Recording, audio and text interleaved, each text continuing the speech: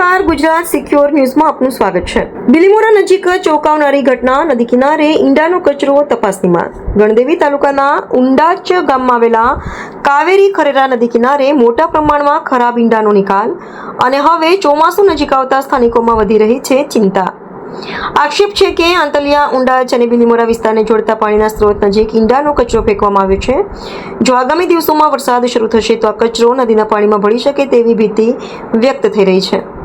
સ્થાનિકોનો સવાલ છે, શું આથી પાણી પ્રદૂષણ ફેલાશે? શું જળચર જીવસૃષ્ટિ પર અસર પડશે? અને શું સંબંધિત વિભાગોએ આ મામલે ધ્યાન આપ્યું છે? નિષ્ણાતોના મતે પ્રાણીજન્ય કચરાનો અયોગ્ય નિકાલ પર્યાવરણ અને સ્વચ્છતા માટે ચિંતા ઊભી કરી શકે છે। જો કે કોઈ પણ આરોગ્ય જોખમ અને સત્તાવાર તપાસ વિના નિશ્ચિત દાવો કરવો યોગ્ય નથી। હવે લોકો માંગ કરી રહ્યા છે કે વરસાદ પહેલા સ્થળની તપાસ થાય, જવાબદારી નક્કી થાય અને યોગ્ય કાર્યવાહી કરવામાં આવે। આ મુદ્દા જાહેર સમસ્યા પર શું પગલાં લેવાશે જોવું રહ્યું। અહેવાલ ભાવેશ રાઠોડ, ગુજરાત સિક્યોર ન્યૂઝ, નવસારી।